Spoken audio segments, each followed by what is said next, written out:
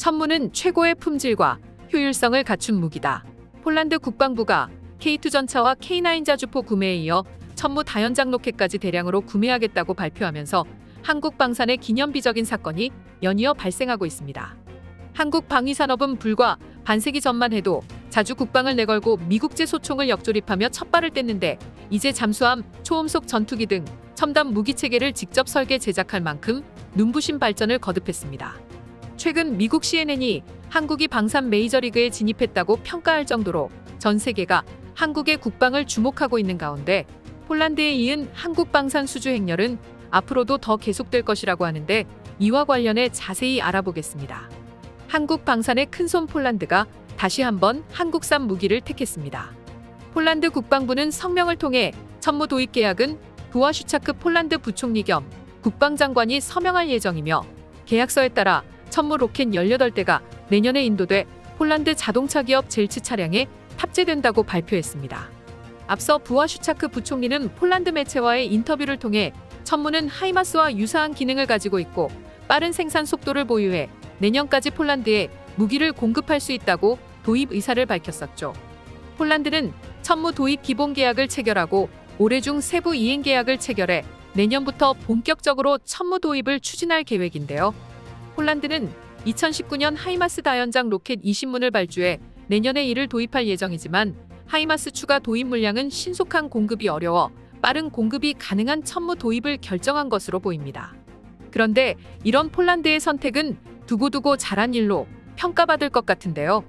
천무가 현재 우크라이나 전쟁에서 러시아군을 정밀 타격하고 있는 하이마스보다 강력한 무기로 손꼽히고 있기 때문입니다. 천무는 2009년부터 2013년까지 1,300여억 원의 예산으로 개발된 뒤 2015년부터 실전 배치된 국산 다연장 로켓입니다.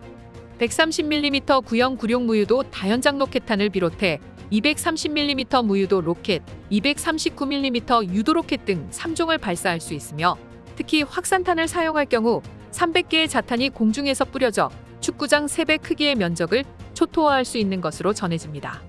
천무 발사 차량은 1문당 12발의 로켓이 탑재하는데 발사 차량 1문당 6발만 탑재하는 하이마스보다 2배의 화력을 자랑하는 이유입니다. 우크라이나전에서 활약하고 있는 하이마스도 70여 킬로미터 떨어져 있는 목표물을 정밀 타격하는 유도 로켓을 쏠 수 있지만 천무가 하이마스보다 2배가량 강력한 화력을 자랑합니다. 지대지 미사일도 하이마스는 사거리 300km 에이테킴스 미사일 한 발만 탑재하지만 천무는 같은 사거리의 지대지 미사일 2발을 탑재합니다. 업계 관계자는 천무는 현재 최대 사거리를 200km로 늘린 신형 장거리 유도 로켓도 개발 중이어서 폴란드에 배치될 경우 군사적 억지력을 갖기에 충분하다고 전했습니다. 게다가 미국은 폴란드가 제시한 기간 내에 군 장비를 인도하는 것이 불가능했지만 우리 정부와 방산기업들은 빠른 시간 내에 최신 장비 납품을 보증하면서 경쟁력을 입증했는데요. 앞서 현대로템은 폴란드와 계약을 맺은 지 3개월 만에 창원 공장에서 폴란드로 수출하는 K2 출고식을 진행했는데 이를 두고 군사 전문가들은 3개월 만에 전차와 같은 중장비를 납품하는 경우는 흔치 않다고 높이 평가했습니다. 그리고 이번에 천무 대규모 계약 역시 내년부터 장비를 인도할 수 있다는 한화디펜스의 제안을 받아들여 진행된 것으로 보이는데요.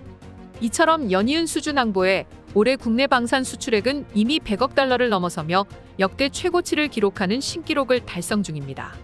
연말까지 말레이시아, 호주, 노르웨이 등과의 수출 계약에 성공할 경우 올해 방산 수출은 당초 목표인 150억 달러를 넘어서 200억 달러를 돌파할 것으로 보입니다.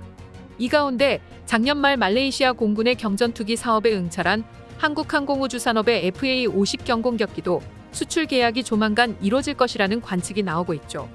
현대로템도 노르웨이의 K2 수출을 위한 작업에 노력을 기울이고 있는 중으로 이와 관련해 방사청은 10월 중 우선 협상 대상자가 선정될 것으로 보이며 우리 장비가 우수한 평가를 받았다고 긍정적인 분위기를 전했습니다. 호주 육군이 추진 중인 궤도형 보병 전투장갑차 도입 사업도 우선 협상 대상자 선정을 앞두고 있는데요. 한화디펜스의 레드백은 지난 2019년 해당 사업의 최종 후보로 선정된 바 있으며 호주 현지에서 좋은 반응이 나오고 있어 수출을 기대해봐도 좋은 상황입니다. 이제 한국 방산은 수출 신화를 써내려가는 걸 넘어 세계 4대 방산 수출국까지 노리고 있는데요. 방산 강국으로 도약 중인 한국의 앞으로의 행보도 계속 주목하겠습니다. 세상의 이슈를 연결하는 참 이슈입니다. 여러분들의 많은 의견 댓글로 남겨주세요. 시청해주셔서 감사합니다.